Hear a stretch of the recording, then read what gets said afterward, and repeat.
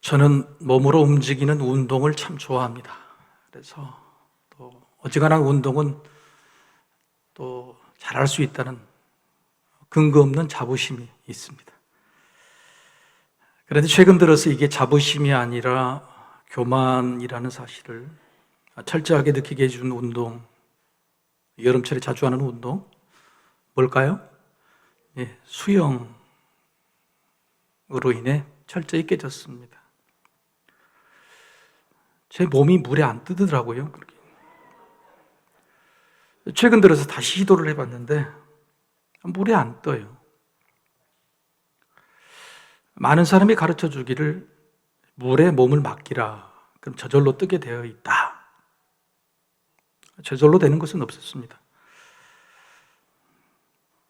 그렇게 알게 된 사실 하나가 뭐냐면 몸이 물에 뜨는 것이 아니라 물이 몸을 뜨게 하는 것이다. 그렇죠? 스스로 물에 뜨려는 자기 경직, 자기 고집이 저에게 있었어요. 경직돼 있어요. 고집돼 있어요. 창조의 작품 중에 최고의 작품이라는 사람의 몸, 실은 자기 마음대로 하지 못한 그것이 창조의 원리가 아닐까, 피조물이 살아가는 방법이 아닐까 생각해 봅니다. 우리는 그걸 알고 행하게 되는 때가 과연 언제일까? 인생이라는 바다에 한 척 배를 타고 가는 우리지만 그 바다의 폭풍과 파도에 두려움과 걱정으로 살아가는 우리지만 하나님은, 창조하신 하나님은 우리보다도 더 그 배를 타고 가는 우리가 평안히 가기를 바라십니다. 그래서 이런 창조의 위대한 비밀을 빨리 알아내기를, 그리고 편안하게 항해하기를 간절히 기다리시죠. 도대체 창조의 원리가 뭘까? 피조물이 살아가는 규칙이 뭘까? 설명해 드린 이 말씀 속에서 하나를 찾게 됐죠. 배가 바다 위를 뜨는 게 아니라 바다가 배를 띄우는 걸 아는 겸손입니다. 요트는 바람을 타고 가는 배죠. 요트는 바람에 맞서면 안 됩니다. 바람에 맞추고 적응해야 가죠. 그런데 우리는 하나님이 불어보내시는 바람에 언제까지 맞서고 왜 이렇게 몸에 힘이 들어가서 물속으로 가라앉아가는 걸까요? 하나님이 불어주시는 바람 코로나에 언제까지 원망하고 불평하며 내 삶의 어려운 파도에 우리는 언제까지 힘을 빼지 못하고 경직되고 고집되어 살아갈 수 있을까? 몰라서가 아닙니다. 저도 압니다. 몸에 힘을 빼야 물에 뜬다는 거 알아요. 근데 안 되죠. 안 됩니다. 안 빼는 것이 아니라 못 빼는 거죠. 폭풍우 가운데 찾아오신 하나님, 욥에게 찾아오신 하나님, 그 하나님을 만난 욥이 당장이라도 힘을 뺄 줄 알았습니다. 하나님이시니까. 그런데 힘이 빠지지 않았어요. 머리를 곳곳이 세우고 하나님께 대듭니다. 2절에 나의 질문에 대답하라 하나님 말씀에, 5절에 대답하지 않겠습니다 라고 버티고, 다시 하나님은 7절에 대답하라 라고 재차 말씀하시죠. 욥과 하나님이 대치, 싸우고 있는 듯 보입니다. 욥의 말을 오늘 본문에서 겉으로만 보면 겸손한 회개처럼 보이죠. 4절의 말씀입니다. 보소서 나는 비천하오니 무엇이라 좋게 대답하리까 손으로 내 입을 가릴 뿐이로소이다. 여러분, 이 말의 속뜻은요, 우리처럼 못하겠다, 하고 싶은데 안 됩니다가 아니라 안 하겠다는 겁니다. 대답을 못하는 것이 아니라 대답 안 하겠습니다. 여러분, 이게 겸손입니까? 교만입니까? 다음 욥의 말을 들으면 확실해지죠. 5절입니다.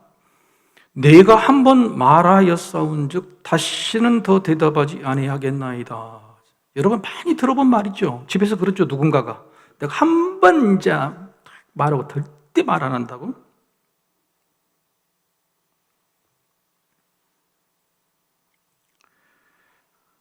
욥은요, 하나님이 나타나시기 전까지 하나님께 뭐라고 그랬냐면 변론합시다, 싸웁시다 그랬습니다. 하나님 따져봅시다. 내가 뭘 잘못했는지, 뭘 그렇게 잘못해서 나에게 이런 벌을 주시는지. 하나님, 내가 물어보시면 하나님 대답해 주시고, 하나님이 내게 묻으시면 내가 대답하겠습니다. 변론합시다. 따져봅시다. 13장 22절, 14장 15절 두 번이나 변론하자고 분명히 말하고 있습니다. 그런 욥이 폭풍우 가운데 등장하신 하나님의 말씀을 조금 듣고 나서 깨달은 겁니다. 야, 내가 주소를 잘못 찾았다. 따질 군번이 아니다. 자기 주제 파악이 된 거죠. 여러분, 억울함의 소명, 뭐가 옳고 그른 것이 문제가 아닙니다. 진실과 공의의 해명이 중요한 게 아니에요. 내가 저분하고 말상대를 할 주제가 아니다는 걸 깨닫게 된 거죠. 그래서 말문이 닫혔습니다. 그런데 놀랍게도 말문이 닫힌 욥이 숨겨진 마지막 자존심을 꺼내는 겁니다. 하나님, 내가 그래도 한 번, 마지막으로 한 번 내가 말합니다. 그 다음부터 말 안 합니다. 여기에 바로 욥의 개운치 않은 찝찝함이 있는 겁니다. 예를 들어 볼까요? 공부를 잘하는 한 학생이 시험을 봤습니다. 주관식 시험이죠. 잘 봤다고 생각했는데 성적이 썩 시원치 않아요. 선생님이 따지러 갑니다. 선생님, 내 점수가 왜 이렇습니까? 그랬더니 선생님이 하는 말, 야 임마, 채점은 선생님 마음이요, 나의 절대적인 고난인데 학생이 따질 일이 아니다. 이렇게 말하는 겁니다. 학생은 할 말을 잃어버리고 겉으로는 이렇게 말하죠.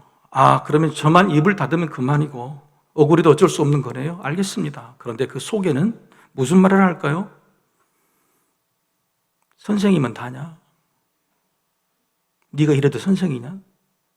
그랬을 겁니다. 욥의 속마음이 지금 그렇습니다. 세상을 만드시고 나를 만드신 하나님이라고 으름장을 놓으시면 끝입니까? 그게 답니까? 이게 하나님의 능력이요, 그렇게 말씀하신 공의입니까? 공평입니까? 아, 예, 하나님 맞습니다. 하나님 맞습니다. 그런데요, 제가 하나님이라 그러면 이렇지 않겠습니다. 이런 욥의 가짜 회개, 속마음을 아신 하나님, 욥의 뒤틀린 심사를 하신 하나님께서 그래서 8절 9절에 마치 화를 내시는 듯 이렇게 말씀하시죠. 네가 내 공의를 부인하렸느냐? 네 의를 세우려고 나를 악하다 하겠느냐?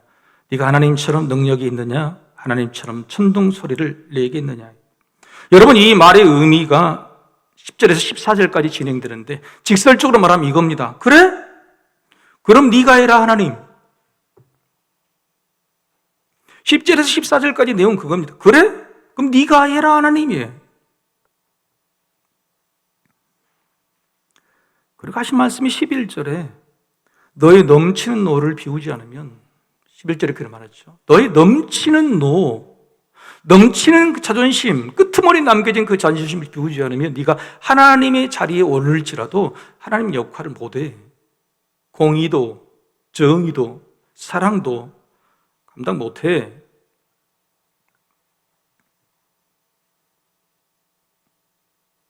욥의 회개는 가짜 회개였습니다. 우리가 십자가를 볼 때 우리는 그냥 용서, 영생, 구원을 생각합니다. 그러나 십자가는 그 전에 회개라는 게 먼저 있어요. 예수님이 십자가는요, 무턱두고 해주시는 게 아니에요. 십자가 앞에서 우리는 진짜 회개다운 회개, 겸손한 회개를 해야 되죠. 하나님을 만난 욥, 그가 했던 회개, 남들이 회개라고 볼 수 있는 이것은 회개가 아니었어요. 회개는 침묵이 아닙니다. 속으로는 따지고 겉으로는 침묵하는 시위, 이거 회개 아니에요.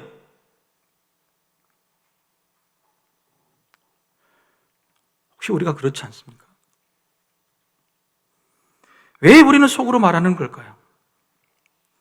사람이 인생을 살다 보면 망치에 맞은 듯 충격을 받을 때가 있습니다. 그런데 희한하게 이렇게 충격을 받을 때는요, 남의 일이나 세상사에 충격받지 않습니다. 옆집이 불이 나도 세상이 다 무너져도 우리는 우리 자신이 충격받을 만한 일로 생각하지 않습니다. 그런데 나의 일, 내 가정의 일, 그러면 충격을 받아요.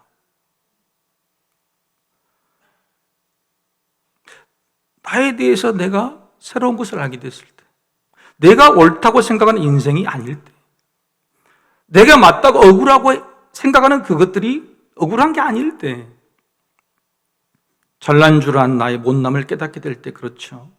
나를 내 시선이 아니라 남의 시선으로 바라보게 될 때, 그렇습니다. 남의 말에 전부 동의할 수는 없어요. 다 올 수 없어요. 그런데 내 말이 틀린 건 알겠어. 그때 충격을 받죠. 욥은 바로 이렇게 충격을 받았습니다. 나의 주장이 정당하고 나의 의로운 믿음이 부족함이 없다고 믿었죠. 그래서 나는 내 억울함이 너무너무 크다, 이해할 수 없다고 말했는데 하나님은 그 욥의 생각을 한없이 키워주십니다. 창조의 말로. 니만 억울하냐? 니만 부당하냐?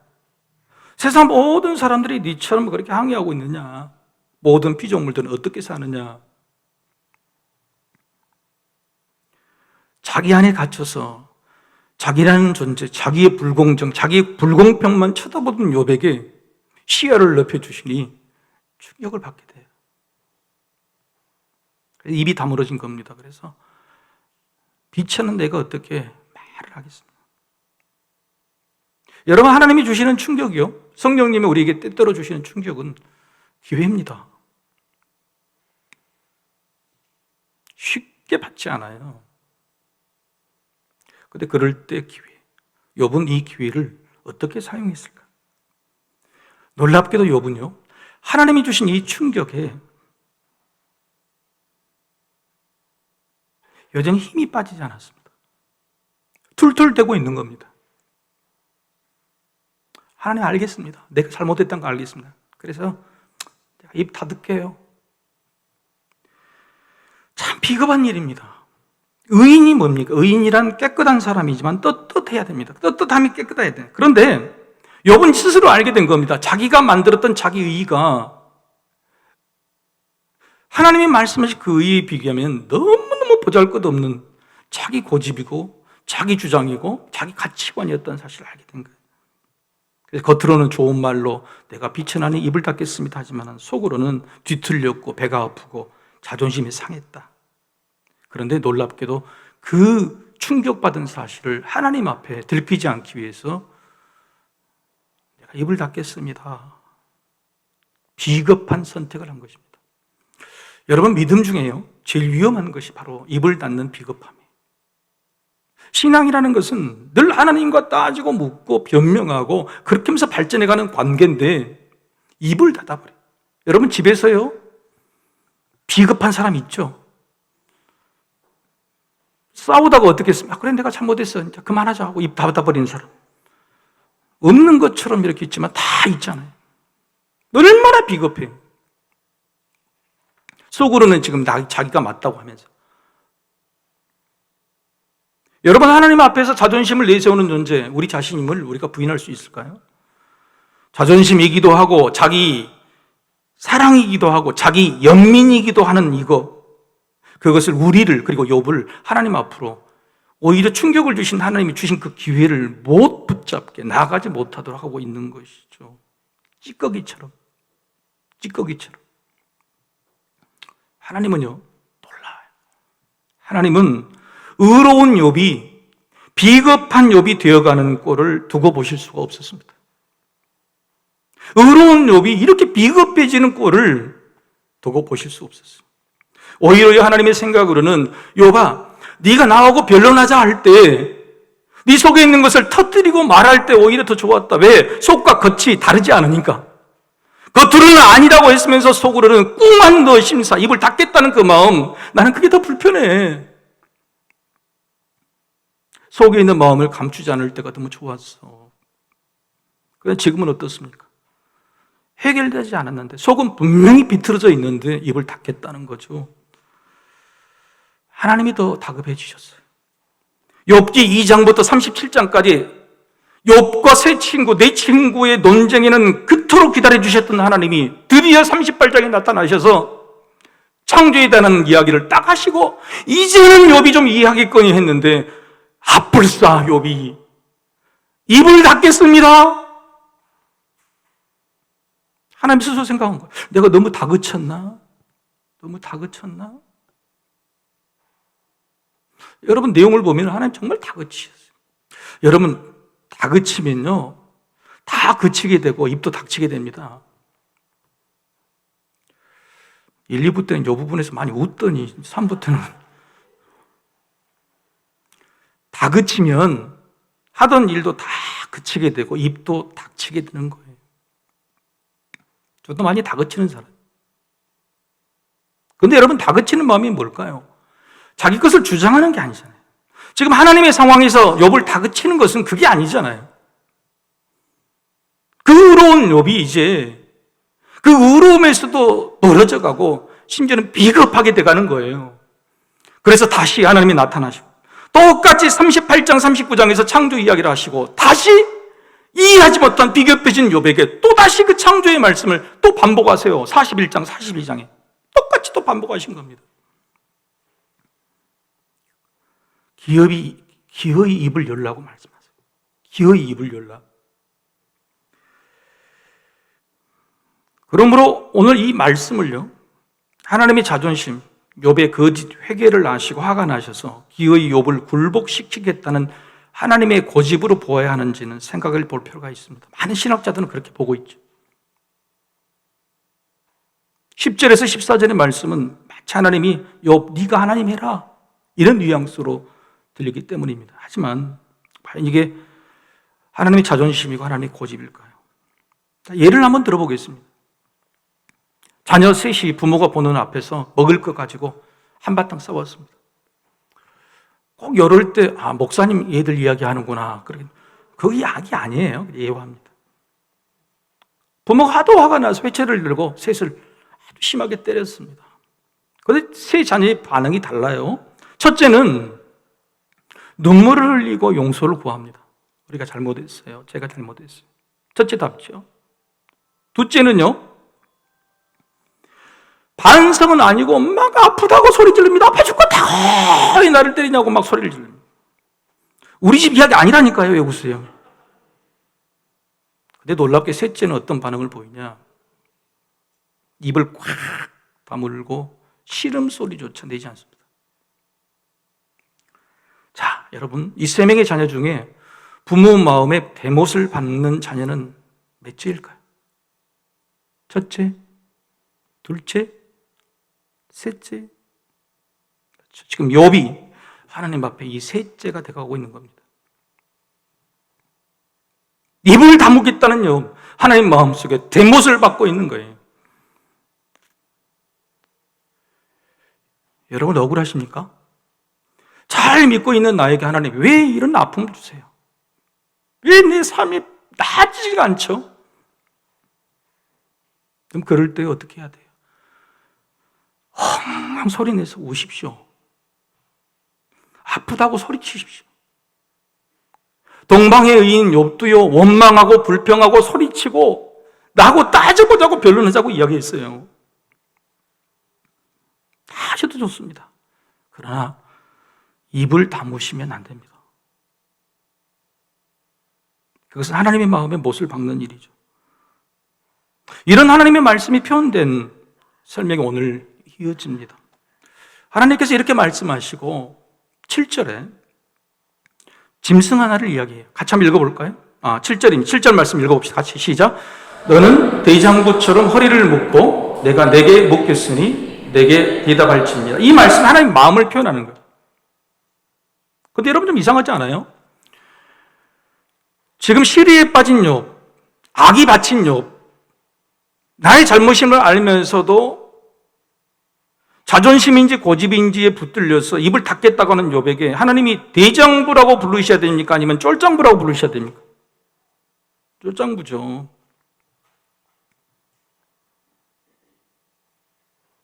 그런데 왜 대장부로 부르셨을까? 여러분, 이 말씀은요, 하나님이 폭풍우 속에 등장하셨을 때 38장 3절 제일 처음에 말씀하실 때도 똑같이 하신 말씀이었어요. 그리고 다시 욥이 이해를 못하고 오히려 입을 닫게 되니까 다시 이 말씀을 또 꺼내시는 겁니다. 저는 여기에 주목했어요. 왜 쫄장부 같은 욥에게 대장부라고 말씀하셨을까? 그것도 여러분, 지금은 쫄장부니 앞으로 대장부가 되라는 말씀도 아닙니다. 성경에는 대장부라는 말씀이 3번 등장합니다. 첫 번째, 블레셋과 싸우고 있는 이스라엘. 전세가 불리해지자 엘리 제사장의 두 아들이 하나님의 언약궤를 가지고 전쟁터로 나오죠. 그럴 때 블레셋 사람들이 자기 동족, 블레셋 전투하는 전투원들에게 군사들이 이렇게 말합니다. 대장부답게 행하라. 여러분, 이때 대장부는요, 에노시입니다. 에노시. 그냥 영어로 말하면 메인입니다. 그냥 남자입니다. 그리고 두 번째는요, 다윗이 자기의 죽을 때를 알게 됩니다. 그래서 솔로몬에게 마지막 유언을 합니다. 그런데 그 유언을 할 때에 첫 문장이 뭐냐면 힘써 하나님을 섬기라, 힘써 백성을 잘 다스리라 아니었어요. 힘써 대장부가 되라는 거였어요. 그때 다윗이 솔로몬에게 했던 대장부라는 말의 단어는 이쉬입니다. 이쉬. 이것도 또 맨, 그냥 사람, 남자라는 뜻이에요. 그런데 오늘 하나님께서 욥에게 대장부라고 하신 말씀은 달라요. 게베르입니다. 게베르. 이 게베르라는 말이 무슨 뜻이냐는 거예요. 그것은 힘의 절정이 있는 남자, 인생에서 가장 꽃피는 때, 가장 능력이 있을 때, 가장 위대할 때, 제일 잘 나갈 때, 그때 그 상황에 있는 사람, 남자든 여자든 대장부라고 칭하는 말, 그게 바로 게베르예요.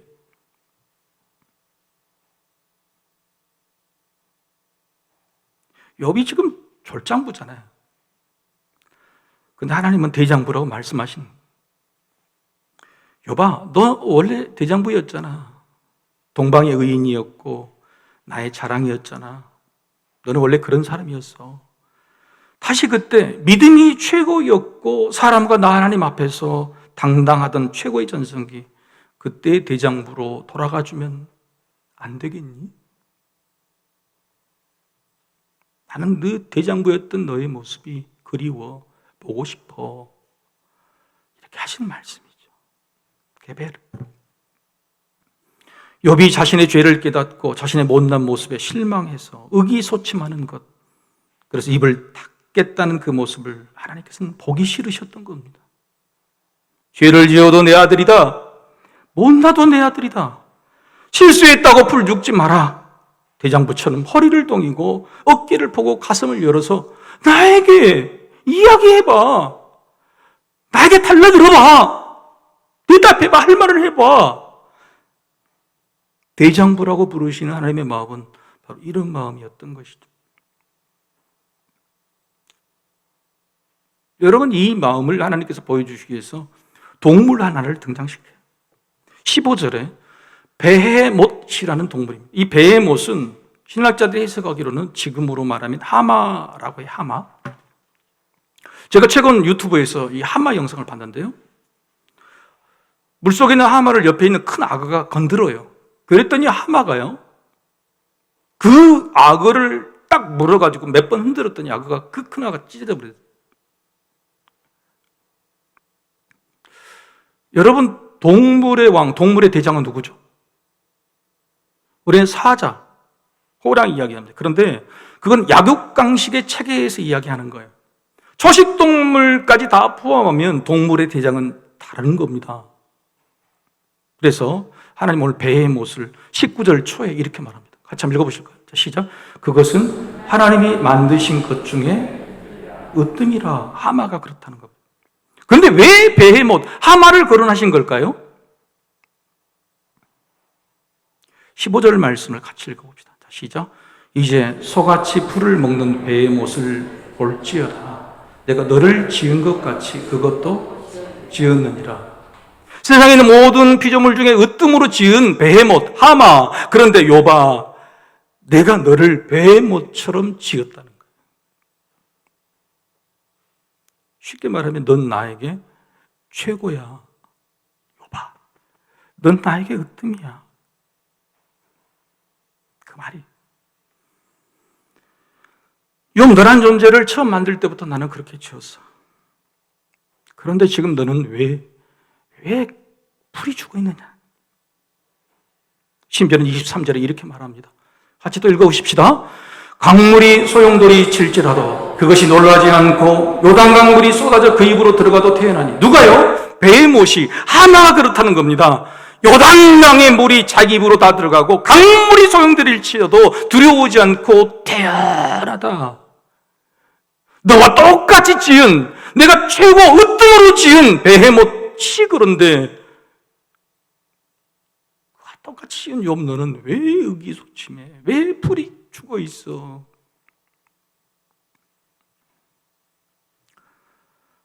이 마음이죠. 통계청이 2019년 발표에 보면 우리나라의 40대, 50대 사망 원인 중에 첫째는 암이고요. 둘째는 뭘까요? 아시죠? 자살입니다. 이 놀라운 일이에요. 왜냐하면 자살이 1등, 2등인 세대는 20대였고 70대였습니다. 바뀌었어요. 서울시가 발표한 최근 5년간의 통계를 보면 중장년, 40대, 50대, 60, 중장년 자살자 비율이 전체 자살자의 40%랍니다. 그런데 놀랍게도 이 중에 남성 비율이, 자살자 중에 남성 비율이 여성 비율보다 훨씬 높은 70%예요.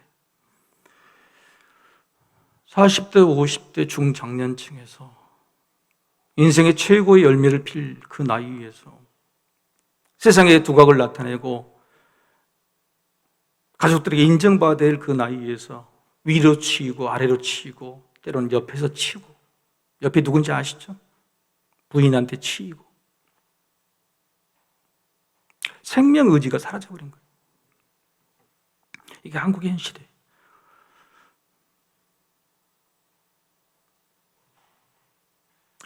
반대로 여러분 윤여정 배우 아시죠? 미나리와 파친코를 통해서 지금 세계 최고의 명배우로 두각을 나타낸 윤여정 배우의 나이가 올해 76세입니다. 76세, 70세가 넘어서 인생의 최고의 꽃을 피우고 있어요. 근데 그의 인생이 어떤 인생인지 아실 겁니다. 이 나라에서 배우를 하다가 이혼을 당했죠. 부끄러운 이혼을 하고 살 수 없어서 미국으로 이민을 갔고 거기에서도 구구절절의 인생 역정을 거치고 거기에서도 살 수 없어서 다시 한국으로 들어옵니다. 50이 다 된 나이에. 그때는 이것저것 가릴 것 없이 조연으로만 역할을 하죠. 그렇게 20년이 지난 다음에 드디어 70이 넘은 나이에 인생 열매를 거두게 된 거예요. 기자가 묻습니다. 어떻게 이렇게 잘 참으셨나? 어떻게 이렇게 됐습니까? 이렇게 이야기하더라고요. 저는 기죽지 않았어요. 저는 기죽지 않았어요. 여러분 기죽지 마십시오. 우리 옆에 분들 인사합시다. 기죽지 마십시오. 사랑하는 광주 서석교 성도 여러분, 하나님은 우리가 하나님 앞에서도 심지어는 죄 앞에서도 주눅들지 않기를, 기죽지 않기를 원하시죠. 그래서 예수 그리스도를 우리에게 보내주신 겁니다. 여러분 예수님이 우리의 대장 되심을 믿으십니까? 예수님이 이 땅에 오셔서 낮고 천하고 비천한 자들에게만 가신 게 아닙니다. 세상의 가장 강력한 권력자들, 자기 생명을 유혹하는 종교 지도자들 앞에 성전에도 2번씩이나 가셨어. 세상에 있는 모든 악에 맞서 싸웠어. 그리고 제자들에게 말합니다. 나를 따르라. 나를 따르라. 대장 되신 예수님, 그 대장 되신 예수님은 그 대장 되신 예수님을 따르는 우리에게 너희가 대장부가 되어라고 말씀하세요.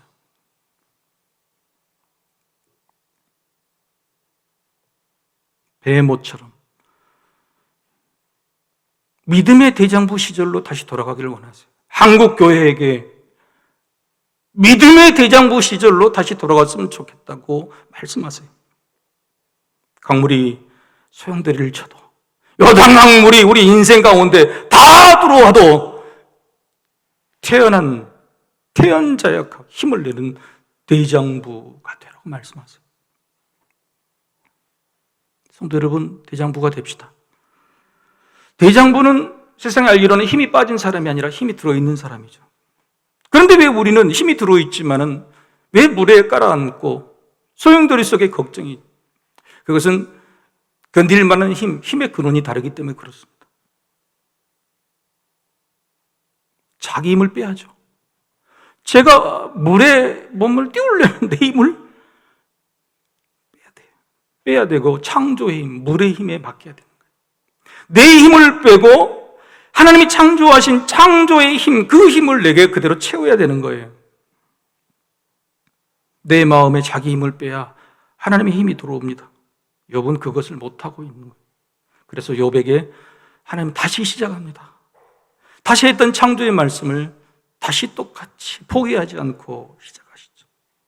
하신 말씀, 넌 원래 이렇지 않았잖아, 대장부였잖아 라고 말씀하고 있는 거예요. 사랑하는 성도 여러분, 대장부였던 때로 돌아갑시다. 대장부였던 때가 있었지 않습니까? 예수님의 십자가 앞에서 우리의 죄를 빼고 펑펑 울었던 그 첫사랑 은혜의 때, 대장부였던 때가 있었지 않습니까? 못나고 실패하고 남들에게 뒤처져도 그 부끄러움을 빼고 담대함으로 채워서 세상에 나가 복음까지 전했던 바로 그런 대장부였던 때가 우리에게는 있었지 않습니까? 남들의 시선을 빼버리고 기쁨과 감격으로 오직 감사한 마음으로 하나님만 찬양했던, 드높이 찬양했던 한국교회의 그 대장부 시절이 있었지 않습니까?